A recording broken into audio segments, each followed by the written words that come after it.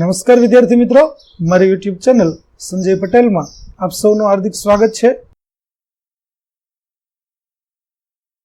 મિત્રો, આજના વિડીયોની અંદર આપણે ધોરણ 7 વિષય છે અંગ્રેજી, જેનો પાઠ 1 કે જે સત્ર 1 ની અંદર આવે છે, જેનું નામ છે વિનીઝ સ્માઇલ. આ પાઠની એક્ટિવિટી 11 અને 12 વિશે જોવાના છીએ. વિદ્યાર્થી મિત્રો, જો તમે મારી ચેનલમાં નવા હોય તો મારી ચેનલને જરૂરથી સબસ્ક્રાઇબ કરો. વિડીયો સારો લાગે તો લાઇક કરો, શેર કરો અને બેલ નોટિફિકેશન ઓન કરો, જેથી મારા આગળના નવા વિડીયો પણ આપને મળતા રહે. તેમજ વિદ્યાર્થી મિત્રો, આ પાઠની પીડીએફ જોવા માટે પ્લે સ્ટોરમાં જઈ અમારી એપ્લિકેશન વિશ્વગુરુ STD 1 થી 12 ગુજરાતી ડાઉનલોડ કરી તમારા મોબાઈલમાં ઇન્સ્ટોલ કરો. જે તમે શરૂ કરશો તો તમને આ પ્રકારે જોવા મળશે, જેમાં બધા ધોરણની અંદર ધોરણ બતાવશે, ધોરણ પસંદ કરશો એટલે વિષય બતાવશે, વિષય પસંદ કરશો એટલે પાઠ બતાવશે. જેમાં વિડીયો ઉપર ક્લિક કરશો તો તમને વિડીયો જોવા મળશે અને પીડીએફ ઉપર ક્લિક કરશો તો તમને પીડીએફ જોવા મળશે. તો આશા રાખું છું અમારી એપ્લિકેશન આપ સૌને ગમશે. જરૂરથી ડાઉનલોડ કરજો મિત્રો. તો ચાલો મિત્રો, હવે આપણે શરૂ કરીએ એક્ટિવિટી 11 અને 12. Activity 11, read the following text. અહીં આપેલી જે વાતો છે તે વાંચો. તો ચાલો, આપેલી વાતો છે આપણે વાંચતા જઈએ અને તેનું ભાષાંતર પણ જોતા જઈએ. Asma lives in Gandhinagar. અસ્મા ગાંધીનગરમાં રહે છે. One day her cousin Rizwan come there. એક દિવસ તેનો પિતરાઈ રિઝવાન તેના ઘરે આવે છે. She went to the bus station to receive him. તેણી તેને લેવા માટે બસ સ્ટેશને જાય છે. They returned home. તેઓ ઘરે પાછા ફરે છે. Asma opened the door and. અસ્માએ ઘરનો દરવાજો ખોલ્યો અને જોયું. અસ્મા, રિઝવાન, આવો આવો, welcome. Oh, what do I C. અરે રિઝવાન, આવો આવો, તમારું સ્વાગત છે. હું શું જોઈ રહી છું? Rizwan, what is this? Is this your house? Asma, આ શું છે? અસ્મા, આ તારું ઘર છે? Asma, yes, unfortunately it is my house. હા, કમનસીબે આ મારું ઘર છે. Rizwan, but you can't arrange thing like this. Only a monkey can do it. પણ તમે આ રીતે વસ્તુઓ ગોઠવો નહીં. ફક્ત એક વાંદરો જ તે કરી શકે. તમે ઘરને આ રીતે ન ગોઠવી શકો. Asma, oh my god, the back door was not closed. I forgot to close it. અરે મારા ભગવાન, પાછળનો દરવાજો બંધ કરવાનો ભૂલાઈ ગયો હતો. હું તેને બંધ કરતા ભૂલી ગઈ હતી. Rizwan, oh dear, look there on the tree. The lucky monkey is eating your potato chips. અરે ત્યાં જો, ઝાડ પર એક નસીબદાર વાંદરો તારી બટેટાની ચિપ્સ ખાઈ રહ્યો છે. Asma, those chips were for you, so the monkey is luckier than you.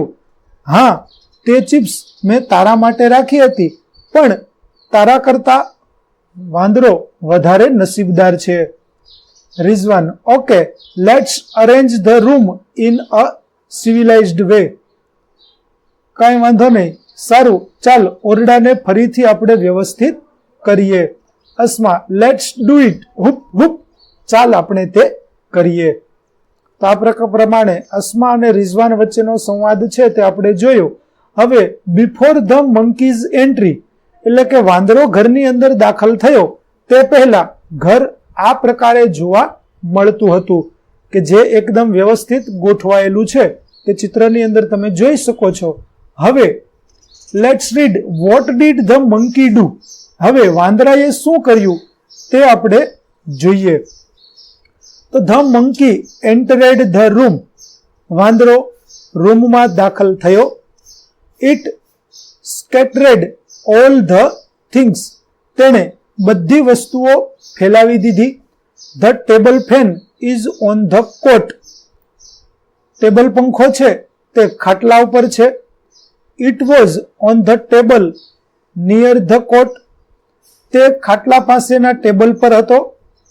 The monkey broke the study lamp and tore the book. વાંદરાએ વાંચવા માટેનો જે લેમ્પ છે તે પણ તોડી નાખ્યો અને પુસ્તક ફાડી નાખ્યું.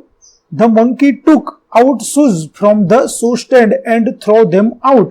વાંદરાએ બૂટ છે તેને બૂટના સ્ટેન્ડમાંથી બહાર કાઢી અને ફેંકી દીધા. The monkey threw the statue on the floor. વાંદરાએ મૂર્તિઓ ભોંય પર ફેંકી દીધી. It was in the corner. તે ખૂણામાં હતી. The cupboard was closed. કબાટ બંધ હતું. Now it is open. હવે તે ખુલ્લું છે. The monkey put the flower vase on the sofa. વાંદરાએ ફૂલદાની સોફા ઉપર મૂકી દીધી. It was on the stool. તે સ્ટૂલ પર હતી. All the chairs were upside down. બધી જ ખુરશીઓ ઊંધી હતી. તો આ પ્રકારે વાંદરાએ ઘરની અંદર બધી ઉથલપાથલ કરી નાખી અને બધી ચીજ વસ્તુઓ છે તેને આડાવળી ફેંકી દીધી. Now complete the following pictures after the monkey visits. તો હવે આપણે મંકીએ જે ઘરની અંદર ઉથલપાથલ કરી તે પ્રમાણેનું ચિત્ર છે તે તમારે અહીં વિદ્યાર્થી મિત્રો કલ્પના કરી અને દોરવાનું છે કે વાંદરાએ જે આપણે અગાઉ જોયું કે કઈ રીતે જુદી જુદી વસ્તુઓને જુદી જુદી જગ્યાએ મૂકી દીધી એ પ્રમાણે આપણે ઘટનાઓ છે તેને દોરવાની છે. હવે એક્ટિવિટી 12 તમે પણ ફ્લાઇંગ બાઇસિકલ જેવું સાધન બનાવવા ઈચ્છતા હશો ને, તેનું ચિત્ર અહીં દોરો, તેના ભાગોના નામ અંગ્રેજીમાં લખો, તેમાં તમે કયો વૈજ્ઞાનિક નિયમ અપનાવ્યો તે પણ નોંધો. તો વિદ્યાર્થી મિત્રો અહીં તમારે એક સરસ મજાનું ચિત્ર તમને ગમતું હોય તેવું ચિત્ર તમારે અહીં દોરવાનું છે. પણ આ તમારા સ્વપ્નમાં હોય તેવું, જેમ તેજસ્વીનીને ફ્લાઇંગ બાઇસિકલ બનાવવાનું સ્વપ્ન હતું એવી રીતે તમારું પણ જો કોઈ સ્વપ્ન હોય તો તે સ્વપ્ન તમારે અહીં ચિત્રમાં કંડારવાનું છે, ચિત્ર દોરવાનું છે અને તેના જુદા જુદા ભાગોના નામ લખવાના છે. તે બનાવવા માટે તમે કયા વૈજ્ઞાનિક નિયમનો ઉપયોગ કરશો તે પણ તમારે લખવાનું છે. આશા રાખું છું આપને ગમશે અને તમે જરૂરથી દોરશો. તો વિદ્યાર્થી મિત્રો અહીં આપણો પાઠ 1 ની એક્ટિવિટી 11 અને 12 છે તેનો વિડીયો પૂરો થાય છે. આગળની એક્ટિવિટી મેળવવા માટે મારી ચેનલને જરૂરથી સબસ્ક્રાઇબ કરો. તેમજ પીડીએફ જોવા માટે પ્લે સ્ટોરમાંથી અમારી એપ્લિકેશન વિશ્વગુરુ એસટીડી 1 થી 12 ગુજરાતી ડાઉનલોડ કરો, જેમાં આપને ધોરણ 7 તમામ વિષયના સ્વાધ્યાય સોલ્યુશન, સ્વાધ્યાય પોથી સોલ્યુશનની પીડીએફો મળી રહેશે. આશા રાખું છું અમારી એપ્લિકેશન આપ સૌને ગમશે. જરૂર ડાઉનલોડ કરજો. ફરી મળીશું નવા વિડીયો સાથે. ત્યાં સુધી આવજો.